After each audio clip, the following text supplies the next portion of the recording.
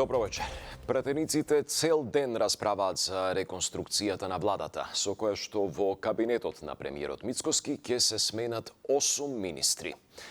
Но попладнево ситуацијата ескалираше, откако опозицијата го обвини досегашниот и иден министер Иван Стоилковиќ дека упатил навреди и пцовки на адреса на пратеници на СДСМ, односно кон Фатмир Бејтичи и Митко Трајчулевски, надвор од салата за време на попладневната пауза. Пред собранието во вечерните вести е Игор Манасиевски, во живо го имаме.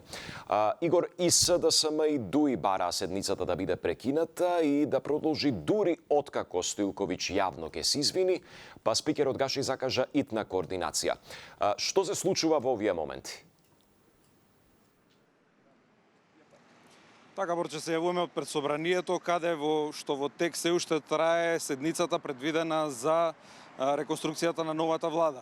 Велам, во тек е седницата која што после две паузи големи од по еден час и после дополнителната координација, сепак председателот Африм Каши одлучи да ја продолжи седницата, да ги исцрпи сите кои што се на дневен ред, иако дел од опозицијата најавија и побараа после еден инцидент кој што настанал во клубот на пратениците за време на една пауза, побараа извинување од кандидатот за министер Иван Стоилковиќ, после дополнителната координација меѓу пратеничките групи, иако било договорено дека ќе добијат извинување од председателот на координативната група на ВМРО, ДПМН сепак не добиле и дефинитивно пратениците на СДСМ ја напуштија оваа седница и голем дел од опозицијските пратеници најавија дека не сакаат да учествуваат во, како што го нарекува, во овој лош театар и рекоа дека ќе ја напуштат седницата, но председателот Африм Каши предложи да продолжат со исцрпување на деловникот и најверојатно и со гласање. Предлагам да ги чуеме кусо последните изјави кои што до пред малку беше оваа дебата од пратениците кои што бараа извинување и прекинување на седницата. Во име на парламентарното мнозинство сакам јасно и гласно да кажам дека не одобруваме никакво однесување спротивно на принципите што ги заговаравме во етичкиот кодекс и согласно деловникот заради заштита на угледот и дигнитетот на собранието од сите присутни во собранието. Апелирам фокусот да се врати на денешната суштина, а тоа е изборот на министри, и да се потрудиме сите заедно угледот на институцијата да го зачуваме, затоа што тоа зависи од сите нас. Практички сте го показале секој член на деловникот и за работа. Нема логика, затоа ние ќе напуштиме ова седница и вие ќе продолжите со вашата работа така како што ја почнавте од сабајле со сите овие калкулации, сите овие навреди, пцувања кои беа нетолерантни и да го видиме епилогот како ќе биде на крај. Координацијата беше со цел да ги смириме тензиите. Предложим на координацијата, во име на координацијата, председател да има заклучок во кој што ќе осудиме, нема да одобриме, како сакаме да истакнеме, конкретно за однесувањето на кандидатот за министер Иван Стоилковиќ. Не за сите присутни во салата. И сега, ако па конфликтот е од таму, не доаѓа за било кој друг од пратениците или така натаму, или кандидатите за министри. За ниту еден друг не е реагирано и на таа координација. И од таа аспект рекоме да, направиме заклучок, председател да го исчита и тоа да биде излезната варијанта и ситуација во која што таквото однесување и на ваше инсистирање, вие рековте не координацијата, јас ќе го соопштам тоа во името на владеачкото мнозинство. И се е тоа окей, и тоа требаше да потенцирате заради кого е проблемот.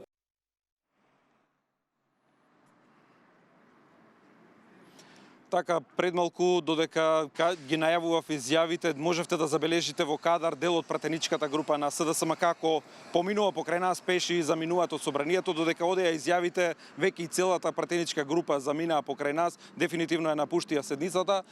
Инаку, дебатата траеше цел ден, се однесуваше пред се на критиките од опозицијата за тоа дека ништо не е направено со смената само на имињата, не се менува суштински ништо околу политиката политиките на владата, а претходно Мицовски во своето експозе ги објаснуваше важноста од ваквите промени за да има нова енергија и честни луѓе кои што ќе работат честно и одговорно. Да ги погледнеме тука изјавите на претседателот на владата и на претседателот на најголемата опозицијска партија. Од првиот ден, кога ја преземавме одговорноста, кажав дека оваа влада нема да биде влада на комфорт, туку влада на резултати. Нема да биде влада во која функциите ќе се сметаат за стекнато право, туку за обврска, што секој ден повторно мора да се заслужува. Довербата што граѓаните ја дадоа пред нешто повеќе од 2 години не му припаѓа ниту на премиерот, ниту на министрите, ниту на било која политичка партија. Таа доверба им припаѓа единствено на граѓаните. Ние сме само привремени чувари на таа доверба. И затоа имаме обврска постојано да се преиспитуваме, да проценуваме дали можеме повеќе, дали можеме подобро, дали можеме побрзо. Влада што престанува да се преиспитува, почнува да стагнира, а влада што стагнира ја успорува и државата. Само замена на имиња, едни луѓе со други, од ова реконструкција граѓаните не може да очекуваат буквално ништо. Ама буквално ништо, исто како што не видоа никакви резултати и до сега од работата на владата. Нема еден сектор во кој што има некакви добри резултати, нема една група на луѓе во држава кои што видоа бенефит од оваа власт. Државата е целосно блокирана, граѓаните тонат во сиромаштија, цените растат без контрола, нема раст на платите, стандардот тоне. Ние останавме слепо црево на Балканот и во Европа.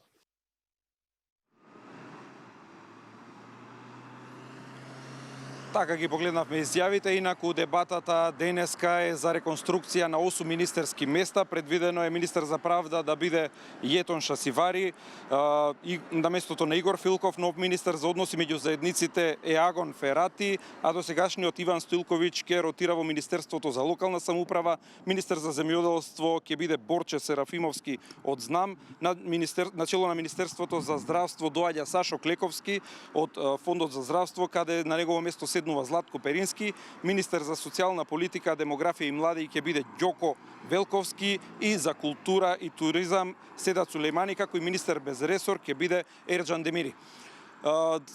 Каков ќе биде конечниот исход ќе следиме, но сепак гледачите на Канал 5 ќе го знаат исходот во текот на утрешниот ден за тоа што ќе се случува, како ќе биде гласањето на крајот за новите министерски места. Така е. Ти благодарам. Игор Манасиевски во живот пред Собранието за досегашниот тек на дискусијата околу реконструкцијата на владата. Пропадна иницијативата на Левица за одржување координативен состанок со СДСМ и со ДУИ, на кој опозицијата би ги согласила ставовите за изборниот законник.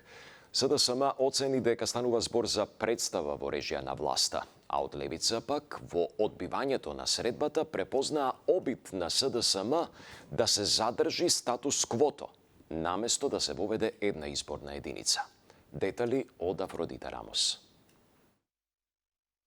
На 2 дена до истекот на рокот во Собранието да се донесе изборниот законник, опозицијскиот блок остана без заедничка позиција откако пропадна обидот да се свика координативен состанок инициран од партијата Левица. Од СДСМ обвинуваат дека состанокот е, како што велат, класичен обид на Мицкоски преку своите сателити да создаде слика дека опозицијата ја блокира реформата на изборниот законник.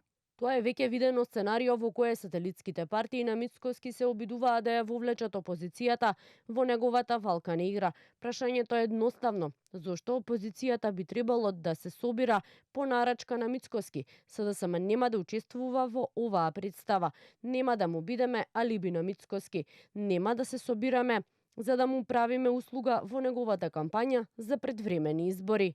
Порача од СДСМ преку партиско соопштение. Од Левица пак обвинија дека одбивањето на СДСМ за координација околу изборниот законник е неодговорно опозицијско однесување во момент во кој, како што велат, постои реална можност за заедничко действување.